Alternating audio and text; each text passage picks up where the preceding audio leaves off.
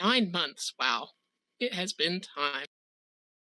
Yeah, we've had 9 months since the end of season one, 10KTF, and today is the day.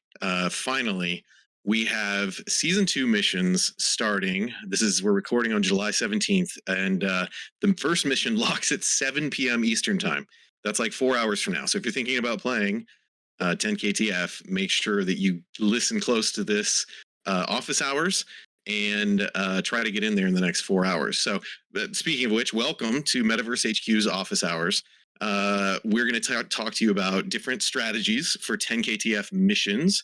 We're going to talk to you about easy ways to get started with 10KTF if you're new to it. It can be a little overwhelming. And we're also going to cover some mysterious items with special utility, like G tags and tea leaves and popcorn is another new thing. I'm 6mil. I'm joined by Sola.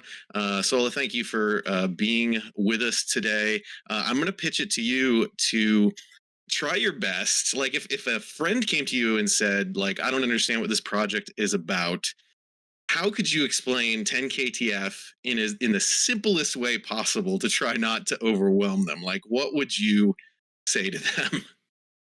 So I think just covering the who and what, 10KTF really is like, initially it wasn't always Yuga they've been since acquired, but basically it's Yuga's kind of storytelling arm, at least so it seems for now. And what we're actually doing in it is just sending our PFPs or our PFP list characters to go on missions for this kind of congruent Yuga narrative going on between their ecosystems.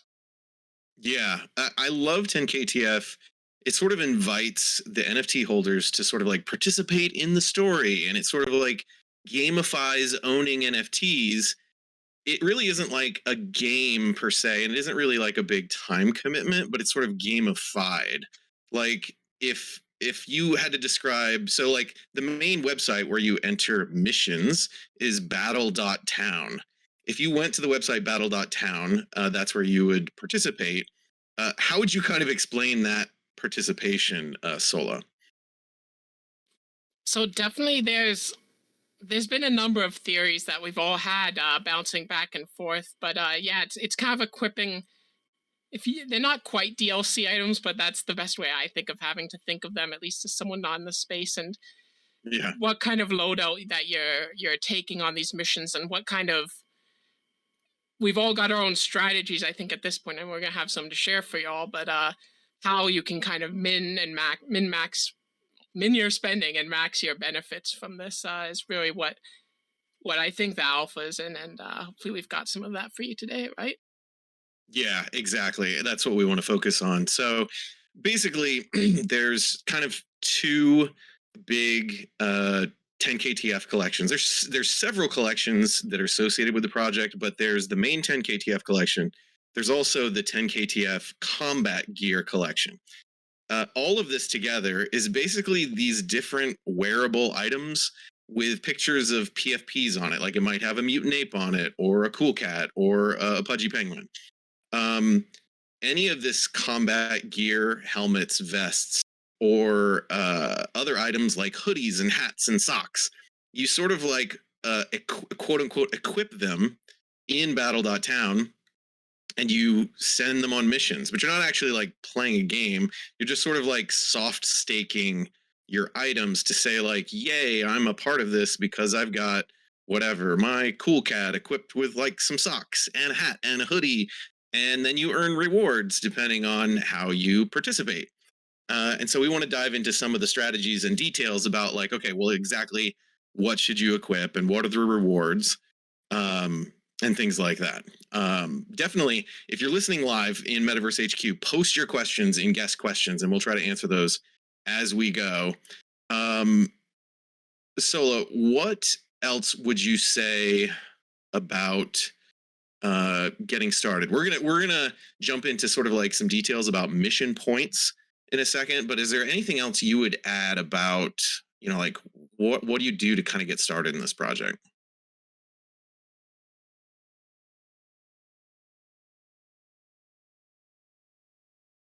Oops, I think I may have lost Sola, or she may be Oops, sorry, muted. Oh, she is. sorry, There. That's all right. muted. Yeah, either having a level 1 or a level 2 item from the collections is definitely your first kind of step in through the door to be able to join on missions, and that's kind of where I think some of the discussion of what begins then, because there's a whole lot of items, there's a whole lot of rarities, and especially as someone that might be, hopefully we got some new people to the 10KTF space in this chat here, it can be a bit overwhelming, definitely, and hopefully we can demystify some of that through this.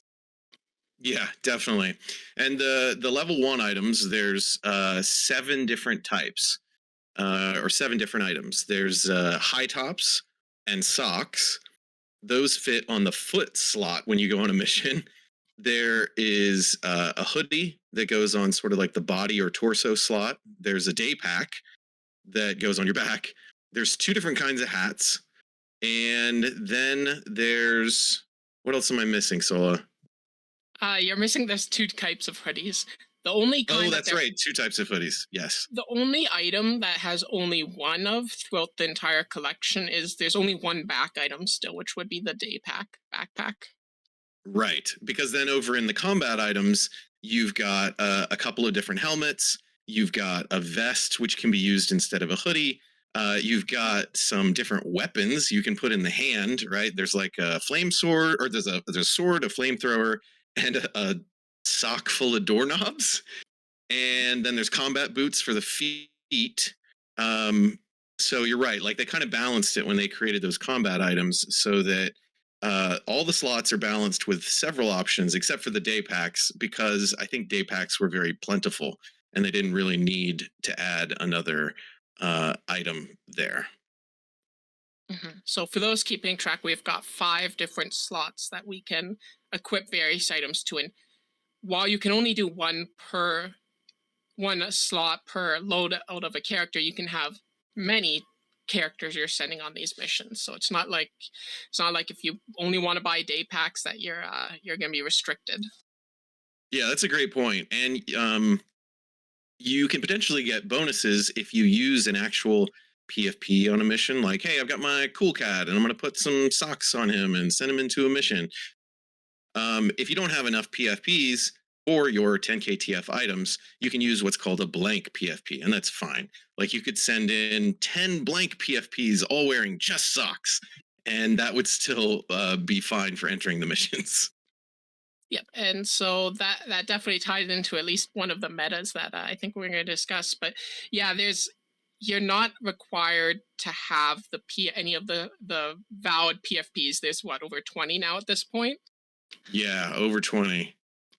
But yeah, you need them if you want to craft using blanks, which will be a bit of another discussion, but you do not actually need to like have a Bored Ape. You don't need to have a cool cat to be joining these missions. Kind of cycling back, you just need that one level 1 or level 2 item.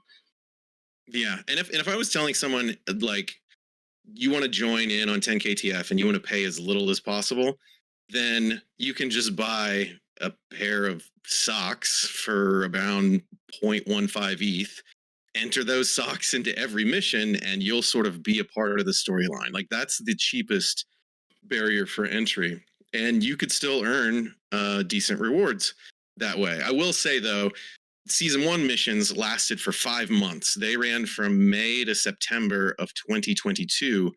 So participating in 10KTF, I wouldn't necessarily think of as a quick flip. It's probably something that you're going to be on along the ride for like 5 or 6 months. I mean, kind of like heavy metal is right now, where it's like you don't get your amps until the end of that 4 to 5 month period. So that's about how long you'll be participating in the season, is probably about 5 months. Which isn't to say all the rewards would be dropping at the end, but Right. definitely I think they'd be reserving some of the more lucrative ones till then. We did see during season 1 there were a few drops where you'd get materials to be able to craft. It it definitely was not quite as many expected. If we can get into that, maybe, where we noticed that to be honest, there wasn't much benefit from stacking a ton in one account. Yeah, I think it's good to talk about rewards because that's really the question that comes to mind when someone Mhm. says, "All right, well, why would I even participate? What am I going to get out of this?" And so, last year's rewards included a certain amount of ape coin, and the ape coin was pretty directly tied to like how many items you sent into missions. That one was pretty directly correlated, but they also rewarded, like you said, additional sort of materials and NFTs from the 10KTF collection.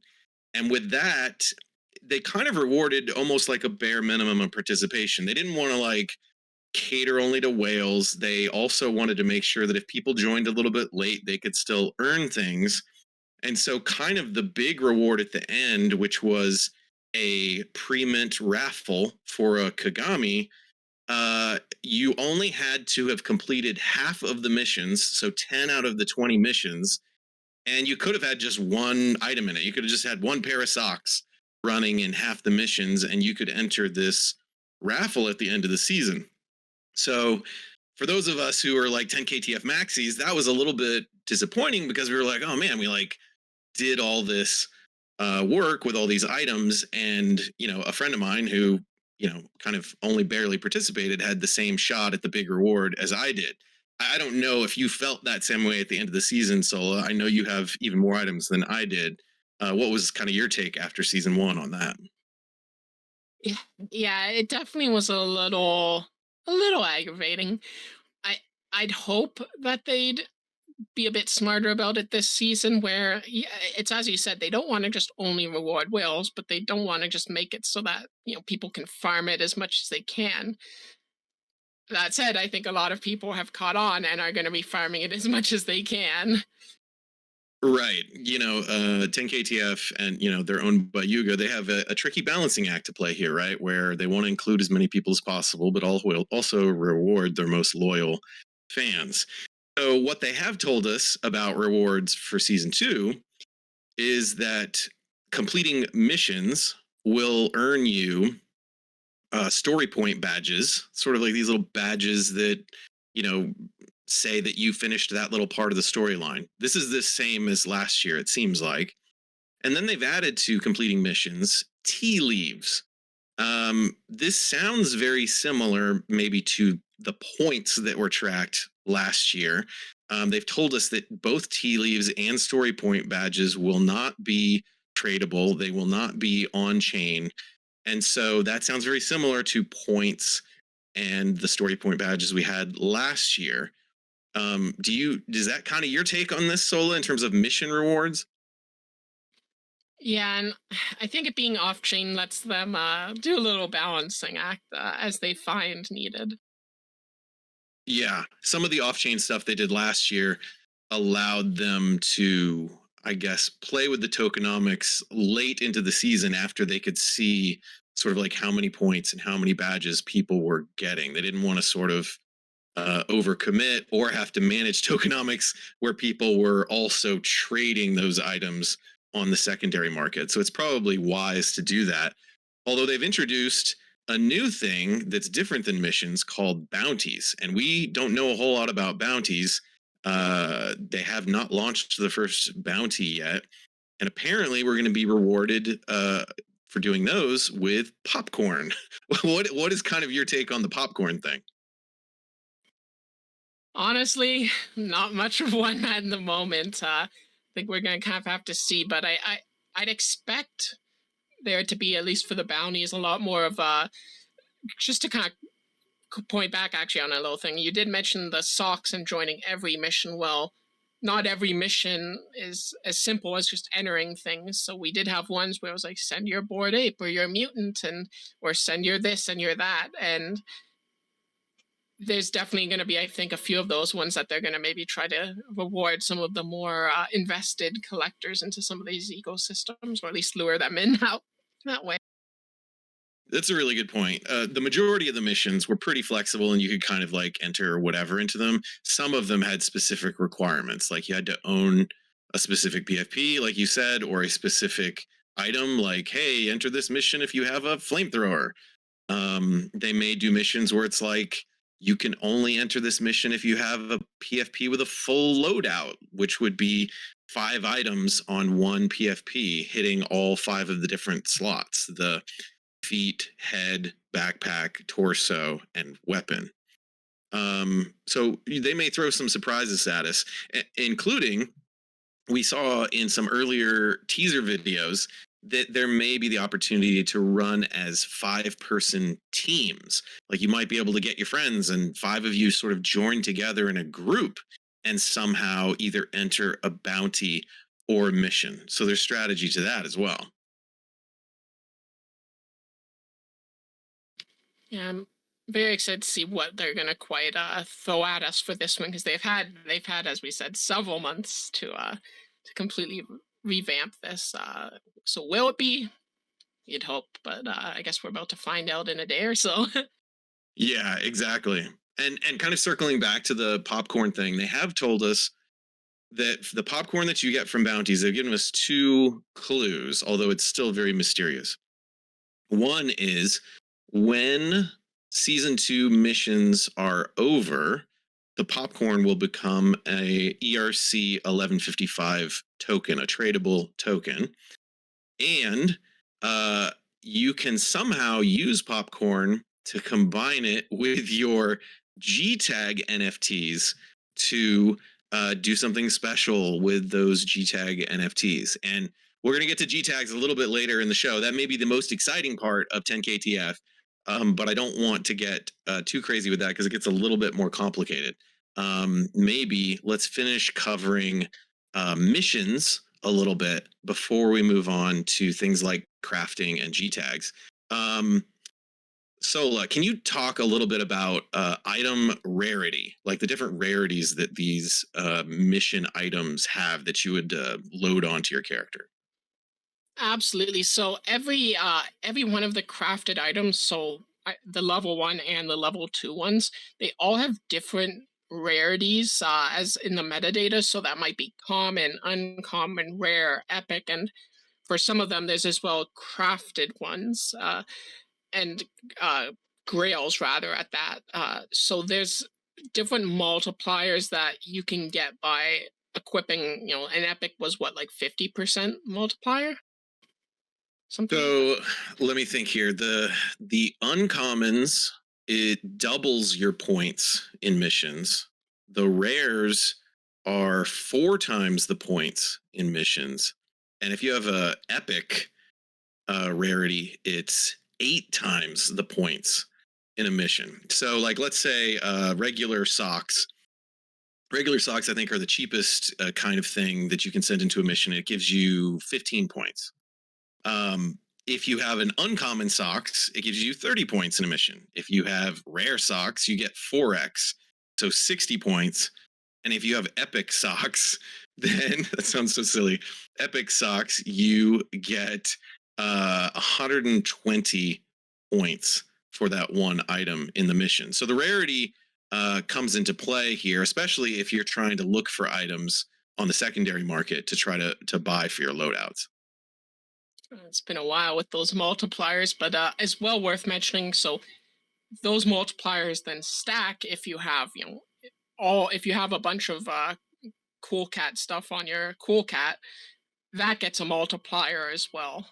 You get That's more right. and more. If the items you have match your PFP exactly, and like they aren't from the same collection, but they are exactly your cool cat is printed onto a pair of socks or some shoes or onto a flamethrower or whatever, you get a special bonus for points. And kind of the way it works is you have 5 slots. If you fill all 5 slots, you get a 50% bonus on your points.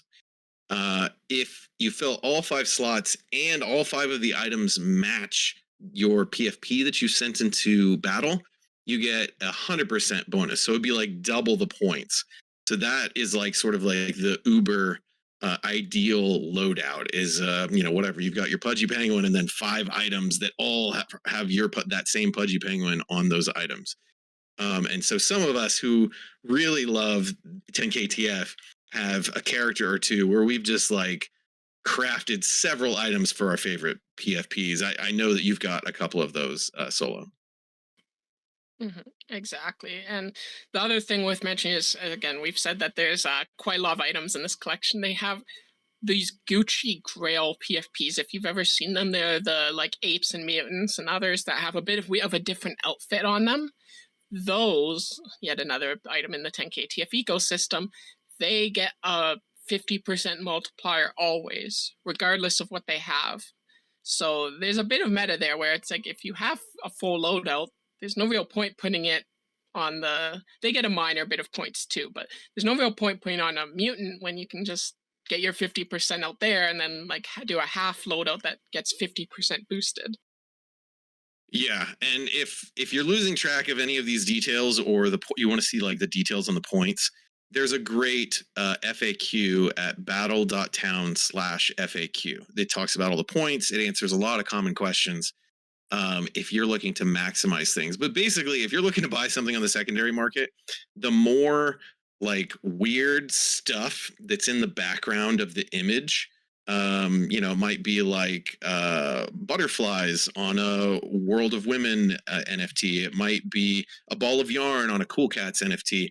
Those kinds of things that are like little props sitting in the foreground of the gear, that is usually an indicator that it is rarer than something that doesn't have those little knickknacks kind of sitting in the foreground of the NFT.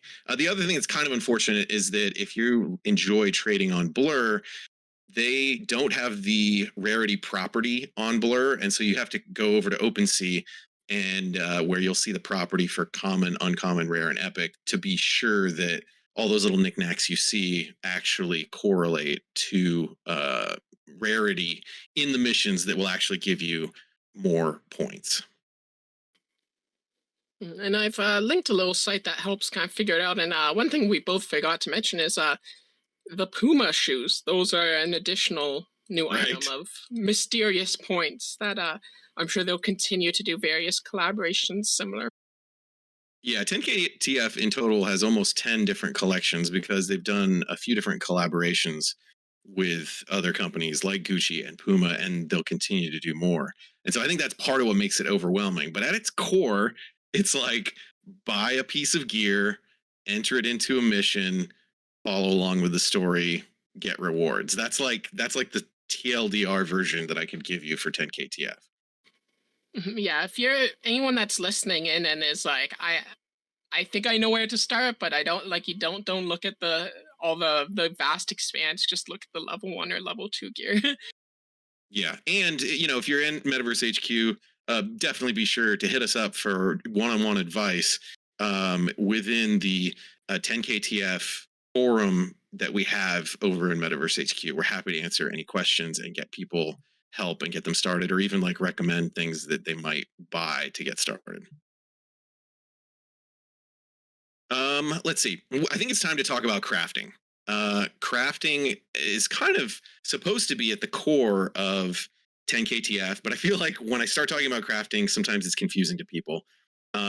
Basically, if you own a PFP in one of the supported collections, there's a little over 20 supported collections, then you can print that PFP of your Pudgy Penguin, Mutant Ape, Bored Ape onto a blank stockroom item, and it will combine those into an item that you can send into a mission.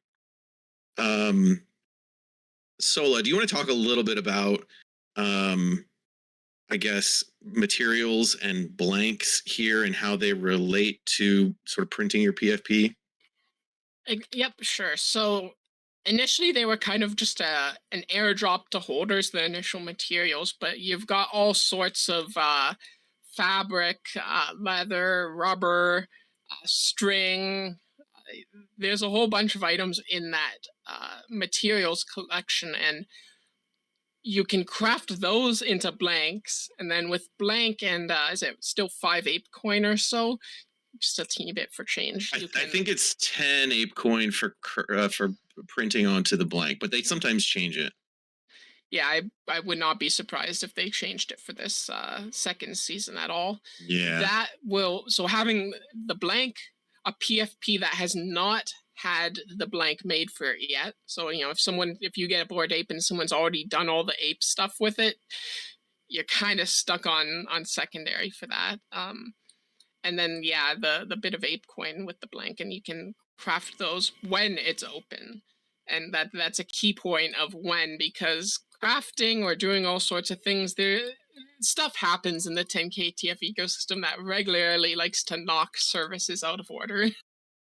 Yeah, they tie it to the story, but it's like it can be part of the mystery of following along with 10k-TF is certain features are available sometimes and then they aren't available at other times. And so uh, the biggest thing with 10k-TF is you don't really fully understand what's going on as you're along for this ride, but it usually pays off in the end with sort of a story that is satisfying and with opportunities, if you're paying attention, to take advantage of the windows that they open to do certain things, and you sort of try to solve the mysteries together with the community to try to figure out the best way to sort of like maximize the windows that they open up for you.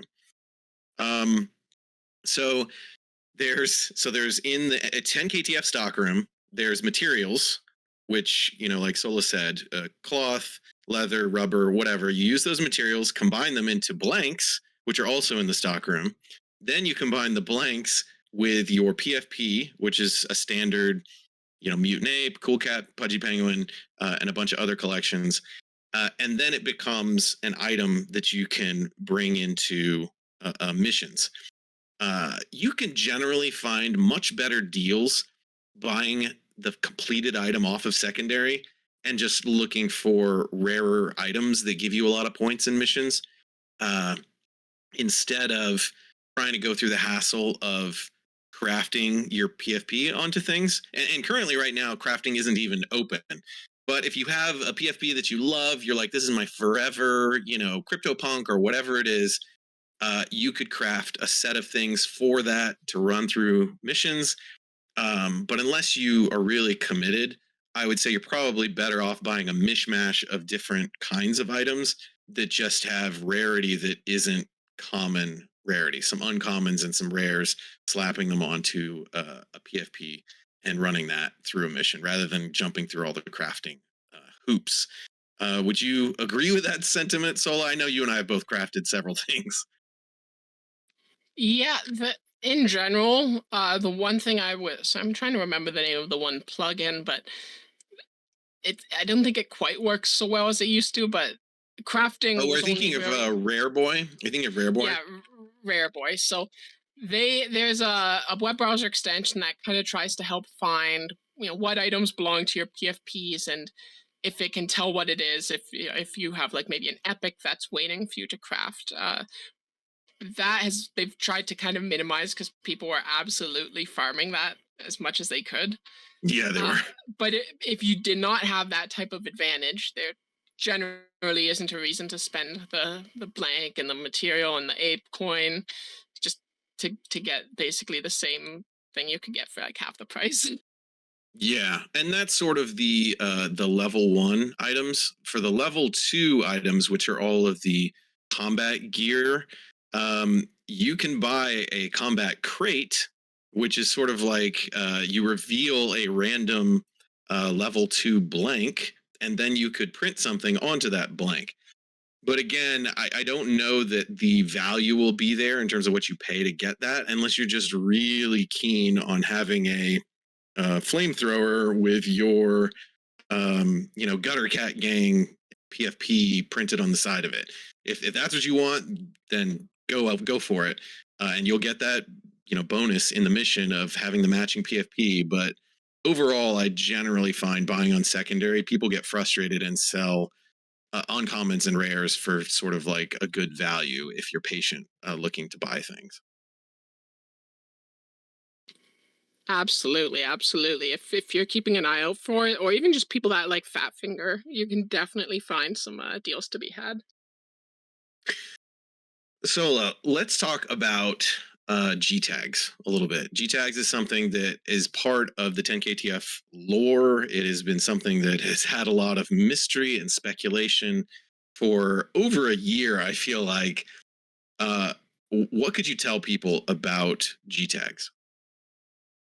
So G tags were there's been there to start off. There's been a whole bunch of just kind of vague,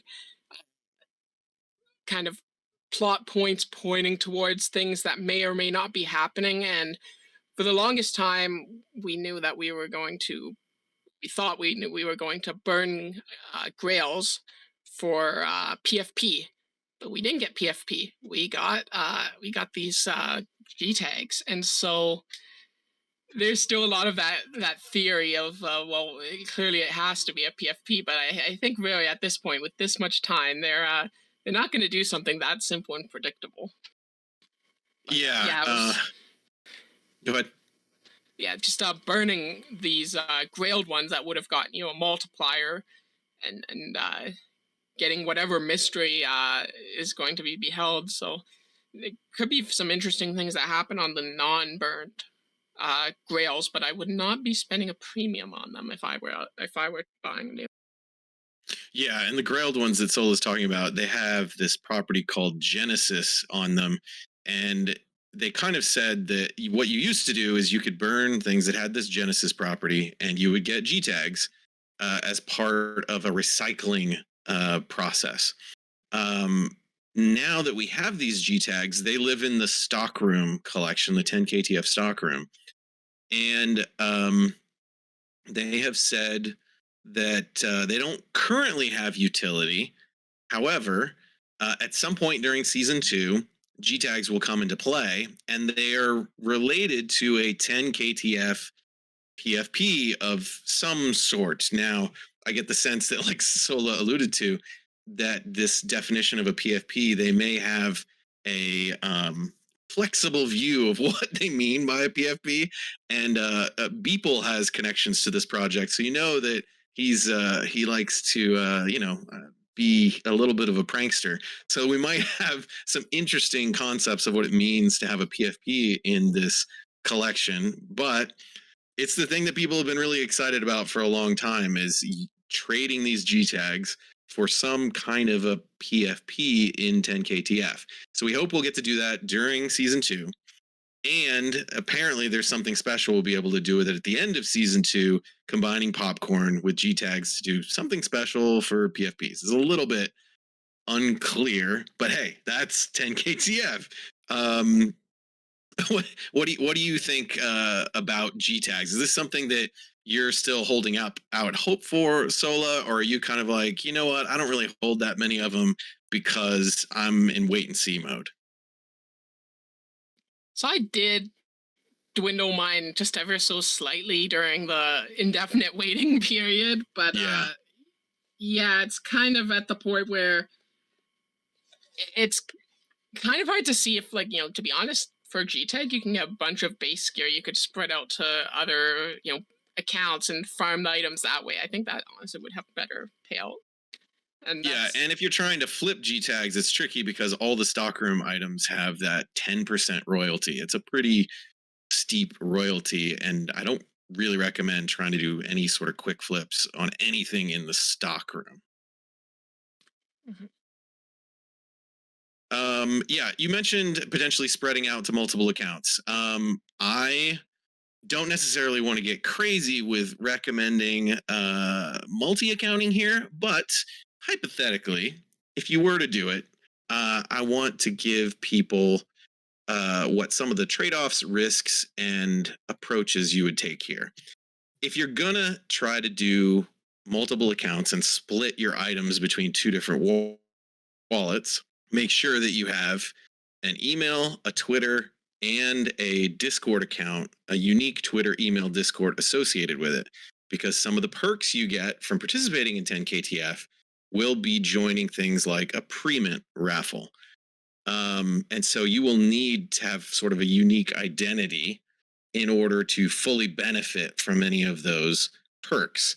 You'll also need to join the 10 KTF Discord, and because you hold an item, you're going to want to get the role that is the grailed role, the role for owning some sort of 10 KTF item, because some of the raffles are gate kept.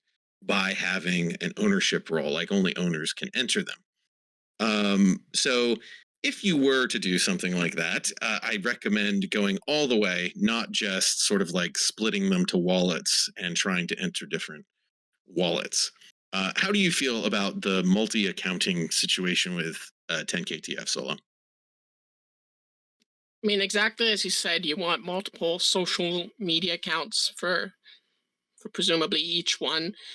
The other thing is, and I know some people in the group have been quite on that, is there's also a kind of was it was the Grailed role or VIP role that you can get in 10KTF server. So there is some benefit to just having conversation there. Oh, Not yeah, to the say most OG people at role, the I think.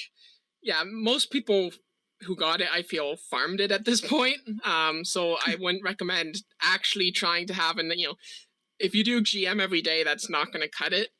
Right. But there's definitely people that are still getting things quite that way. But yeah, it's kind of a tough balance of how much do you want to do that versus even for someone that has a ton, like how do I want to maybe have one fully kitted out address so that I can be going to missions that all of the missions.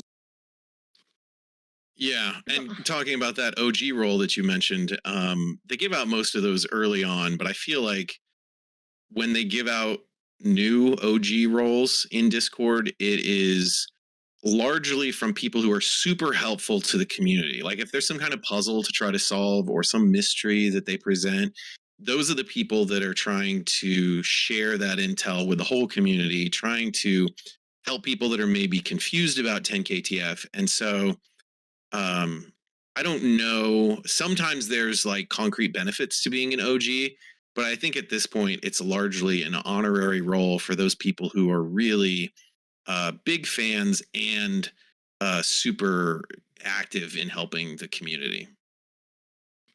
Didn't a bunch of them get Kagami? Oh yeah, Or they am may I? have gotten Kagami's as part of the having the OG role as sort of like a reward. Which maybe brings us to our next topic. You know, kind of like G tags, where there's mystery surrounding it. There's a lot of fierce debate about something that's called a Kagami, which is a whole nother collection in 10KTF.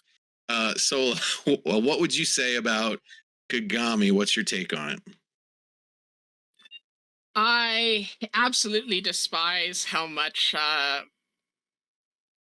theorizing goes on over it. So to give a bit of context, so there was 893. This is a recurring number in the series. 893 of these Kagami mirrors that were given out, basically. So there's the actual physical mirror, and then there's the NFT token that goes along with it. And so the actual device is honestly, there's nothing technical much about it. It is the exact same things that they use. If you've ever seen those video mailers where like it'll be like from a hospital and it'll have some kid crying and say like, for if you donate $1,000, we could prevent this from happening. Those kind of mailers that are meant to be as cheap as possible and like one video ever that only plays and no updating, no connectivity. That's what that is. So there's a lot of theorizing people have that just isn't legitimate when it comes to the hardware itself. But the token people love to theorize is it more important than G tags? Is it less? Is it what? Well, they have at least made it a bit dynamic that it has changed since initially being given out. And in the last mission, or the last news that happened, it went a bit red. Yeah. So Kagami was sort of like I don't know, it was like the big sort of reward at the end of season one. If you were a big fan of 10KTF, this was like the memento for the end of season one. And they sort of said it's just what it is. Like there's not going to be any secret utility. You buy this thing, you get the physical and the digital NFT. However, a large part of the community suspects that there's more to the digital NFT than just a piece of art. And there, some people are saying you're going to get extra perks. You have been able to get sort of like extra access to the Beeple Art Museum in North Carolina. So you have had that utility that came with it that was not initially advertised. And then, like Sola mentioned, I've kind of been on it is what it is. Like, there's no extra benefit. But then they teased us by changing the artwork on the NFTs like a week ago. And that makes me think that, like, that's like a little wink to those Kagami holders to be like, hey, pay attention to this. Hmm, hmm. Just a slight correction. Beeple's in Charleston, Florida, not North Carolina. But yeah, it's Oh, it's pretty Charleston, close. Florida. Sorry about that. I was thinking it was Charleston, Well, the Carolinas. well, that's the thing. To be honest, for something he's running a bunch of events from, there isn't, unless you're going to see the city, which, like, if you've been to like older cities ever, it's not much. You're really going there just for people if you're going there. Gotcha. But Yeah, sorry. I thought it was South Carolina this whole time. I might actually be able to make it to the Florida one. yeah, but yeah, to be honest, like, maybe it's a bit of salt, maybe it's a bit of, what they've said.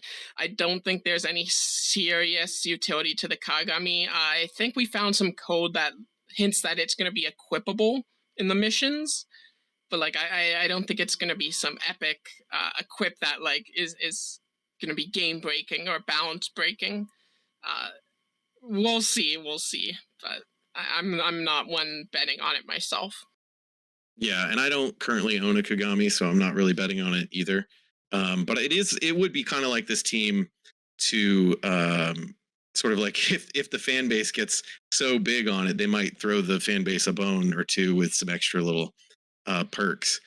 One other thing I wanted to go back to is the multi accounting thing, because I think this is something we debated in Metaverse HQ a lot. And we don't know for sure whether multi accounting is going to be a benefit in this season or not. But I will say that last season, the rewards often, aside from like the ApeCoin rewards, where it was directly related to the number of points you got, definitely like bare minimum participation was rewarded pretty highly. If you had one or two items that you sent into battle, you got a material. If you had sent one, item into the first 8 missions, you got a combat crate. If you, like I said earlier, if you did half the missions, you had access to the big Kagami pre-mint at the end of the season.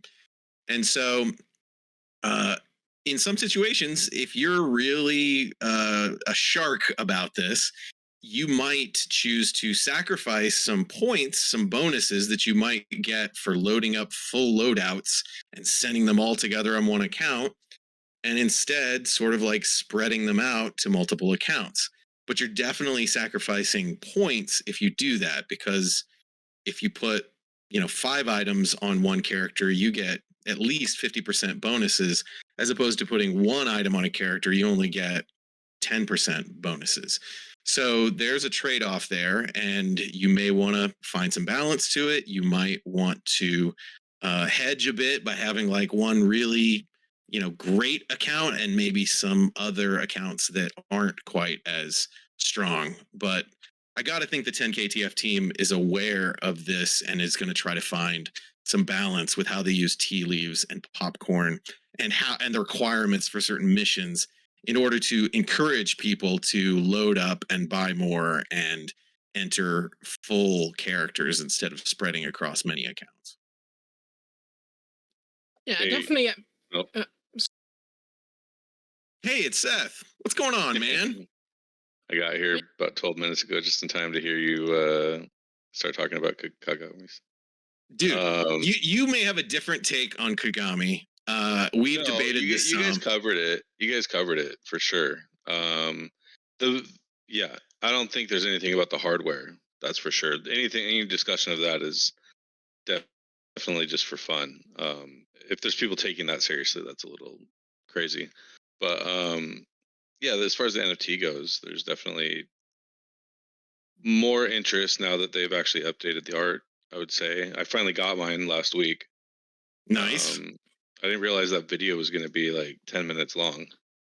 Literally, that thing goes on forever. I don't know if you guys have actually seen like the whole video. It's pretty awesome though. Just a recap of everything that's gone down. There's probably some cookies and there's some um, Easter eggs. Easter eggs in there. But yeah, if there's any questions you guys like had, I doubt there's anything you guys struggled with or weren't able to fully answer. Yeah. But If I was going to ask about the loadouts though when you have a chance. Yeah, no. Tell me about the loadout. What did you want to know about loadouts? I don't remember. I don't remember if there was. I know obviously like full matching is like the best you can do in terms of bonuses and total points.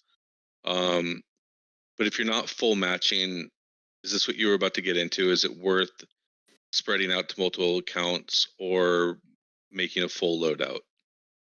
Right. That's a good question. Yeah, because I traded in a bunch of my OG backpacks and shoes, and never reminted. So I'm in a position where all of my stuff that used to be full out loadouts is now missing 2 items. Yeah.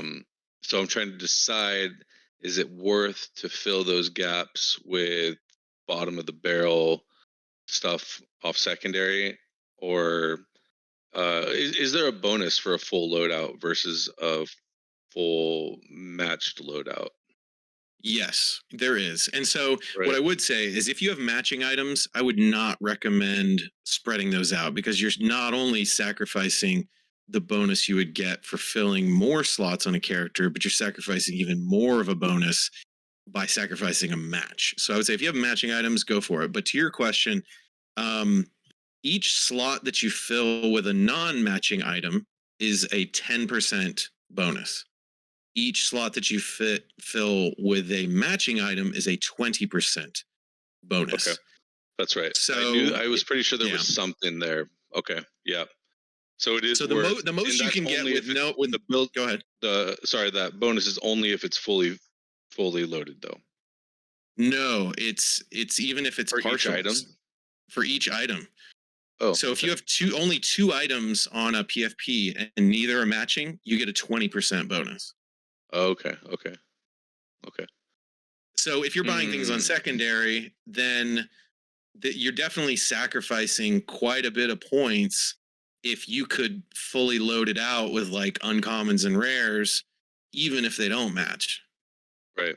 So I should probably go back and look at my loadouts now that I'm missing items, and instead of spreading to 10 accounts, I should probably spread to 7 accounts to fill out my main account. Yeah, there's I think that if you have a lot of items like you do, it's good to have one account that's kind of stacked to play it safe. And then I would say pay the bare minimum for the other stuff that you hope to multi-account with, or put your absolute crappiest items on the things you're hoping to multi-account with so that you're sacrificing fewer points. Right. And is there any reason to have a PFP on those other accounts where you're just going to put one item? I don't think there's any difference between having a PFP on that account versus using a blank PFP. Yeah, the only bonus comes from matching. And so if you're not going to match, then I don't think it matters, except for something that Solo brought up earlier, which is sometimes the missions require a PFP or a specific PFP to enter that mission. That's the only exception that I've seen, unless they change something in season 2. Yep. Yeah, because I ended up with a couple during blur bidding that I held on to just in case, and then I realized I'm like, wait, I don't actually need these. But you're right, Sola. There were some missions where we did need to have a PFP. You couldn't just go blank on the character side. Yep. Cool. Well, I'll listen in if there's anything else that I can chime in, and I'll contribute. Sweet, man. Glad you're here. Yeah, basically, Sola and me and Seth, we like to bounce around ideas and solve the mysteries of 10KTF together in the MVHQ server. And so I'm glad that you chimed in there on that, Seth. I wanted to ask you one more question, Sola, before we wrap things up. Gucci material. Do you hold Gucci material And what do you think is the point of it? So I still have way too many. Disclaimer. Of course. We do know it's for a physical Gucci. And for a while, at least, my thesis wasn't it was supposed to be the first Yuga Gucci collab, but they've done the codependence since, and you know that's now kind of the first shipped one. So that kind of ruined that narrative in my head. I I don't think we're going to have something that necessarily equips into battle. Maybe it will. Maybe a slight points just for the sake of. But yeah, it's got to be some like Gucci trinket or something. Yeah, I was kind of bummed that it's taken. Yeah, it's an in real life physical of some sort, and I was kind of bummed that the codependence sort of beat the 10KTF crew to getting that first Yuga collab with Gucci, and I just can't help but think, like every time I say it, I'm like codependent. No, it's a coda pendant. I just keep thinking it's codependent. I felt the same way about the. I feel like we got a little bit rugged there, but I didn't go all in and buy a bunch of them. I still have like 2 or 3, I think. But I was gonna say though, like one of the biggest games that we play in our Discord when it comes to puzzle solving is just trying to understand like the timing of this thing. And there was a lot of people that got wrecked on a few missions. What was it like what was the shortest time window they gave us for a mission? Was it like 30 minutes or even less? 30 minutes or an hour or so, and I know it when you're talking about because it's the only one I missed because like I took an afternoon nap and I woke up and it was done. Yeah. That does actually tie in, if I can, into one thing we haven't covered, and that is set up warm. If you have any of these on a cold wallet, set up warm. It lets you kind of not just merge accounts in a way. So, if your Bored Ape is on a hardware wallet or whatever, PFP, you don't actually need it in the hot wallet that you're playing this game with. Or, if you have some items in one and maybe your Gucci stuff in another, you can all kind of reference them to one hot wallet and play through that. That's a really great point, Sola. It's warm.xyz. It's a great way to be safe with how you connect to websites. And it makes it so you don't have to interact with like your ledger or other more complicated hardware devices if you want to be really safe. I highly recommend warm.xyz to connect to the battles without having to deal with your cold storage. That's a great point.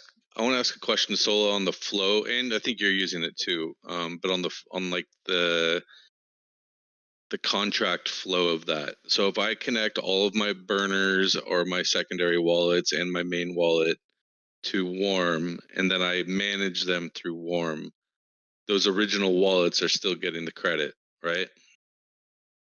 Yeah, so they had initially where it wasn't syncing between them so well, but from what I understand, it kind of is on both, but not at the same time. Like, weird. I would try to stick to one way of doing it. Like, if you have it set up on a cold wallet and a warm wallet, I just always play through the warm. Right. But the cold wallet is going to get attributed with the events, right? Or is it the warm? See, that's the thing. They initially had some pains around, and I believe they've synchronized it on their end. Okay. For me to be safe, in season 1, I played on a hot wallet, and what I did is I moved my items to a cold wallet and then pointed back to that same hot wallet because I wanted to make sure I didn't lose progress from last season. So if you can do it that way, I think that would probably be safest so that you're playing, constantly playing with the same wallet. But I would think it would work the other way as well. If you played with like a ledger wallet last season and you're like, I don't want to do that anymore, I would like to think you could set up a warm, play with warm, and still have the credit you had from last season. Mm-hmm. That would be something that would be good to investigate, though, if you're in that kind of a situation. Are you just talking about hedging the possibility that there's like playthrough on stats throughout throughout multiple seasons? I think there could be some potential benefit to carrying over your stats from season one. It may be nothing, but I'm not going to chance that. Yeah, I haven't even thought about that, and I played everything on one wallet last year, and this year I spread them out. Now I'm worried. Yeah, Man. there's definitely a balance to it. Like I would definitely put your best loadout, your best account, and Yeah, that's associate on it the with the same. same account that you had all the stuff from last year, Right. just to be sure. Yeah, for sure. All right, guys. Well, we're getting close to wrapping things up. Audience, if you have any questions, be sure to drop them in guest questions if you want us to squeeze that in here at the last second. I will pitch it to our two guests, Seth and Sola, for any last thoughts or advice for people before we wrap things up. I'll go to Sola first. Any parting thoughts or anything that you feel like we left out and need to cover? Not really, other than just reiterating less can be more when you spread it out. If you're kind of on the bullish sentiment with some of us, where they're gonna not forget the small collector in this next season, I think that's not a bad way to go one bit. Yeah, I think it's important to keep the spreading out in mind. I think that they're going to try to continue to reward the smaller collector. That's a good point. Seth, any parting thoughts? I'm pretty sure I saw an Easter egg in the video that said Kagamis will all be given bored apes. That's it. Oh, yes. No, I don't. No, I'm just excited that we're not wondering when the next thing's going to happen. It was a long time. Um, I, as far as the market goes, can never really tell with this, but I still am pretty bullish on the potential for some sort of Beeple PFP by Yuga and We Knew. I don't know if that's something you guys talked about at all. I do still see that as a like an end goal for this. I'm sure Sola has an opinion on that. Might not be as bullish as I am, but if that is the case, I would be pretty excited for something like that. Yeah, that's a really good point. That some people have predicted that we could see some Beeple artwork in the 10KTF PFP.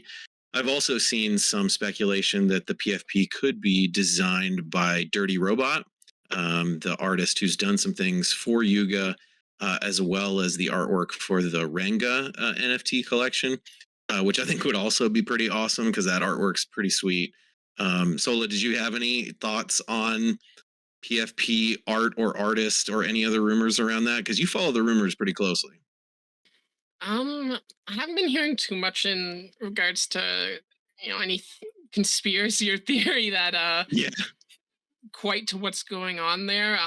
Although I know I will note the 10KTF Discord loves to share those.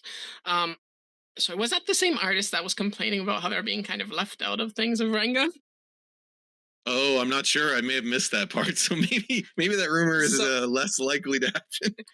yeah, so to give some context, I guess for the last major update, they had kind of like a round table of PFPs, and Rengas were among them, and the creator of Renga's like, wow, I love that I'm being included on so many decisions. Interesting. Just adds to the 10KTF lore. I love it. I love it. Well, Which is like we're gonna the wrap. best lore in the space though. It's so good. Like if it turned into a movie down the line or something, it would be pretty fun. Yeah, the storytelling on this project is very strong, and the mystery and the lore, I love it. Every Thursday at 6 p.m. Eastern, they post something on Twitter that either adds to the story or reveals some sort of clue, and I love that consistent cadence that they have. It really keeps the community engaged, which I love. Well, big thanks to Sola and Seth for coming by and chatting with us today. I want to make sure that people know that we do have free content on our website. So be sure to check out our blog over at mvhq.io so that you can keep up to date on what the latest news is and free advice on a variety of topics. And for our MVHQ members, remember, follow that 10KTF forum post in our Discord server and hit us up for any kind of one-on-one help related to 10KTF. We're happy to help. Be sure to subscribe, follow, and join Metaverse HQ to stay up to date on all things NFT. And thank you for listening.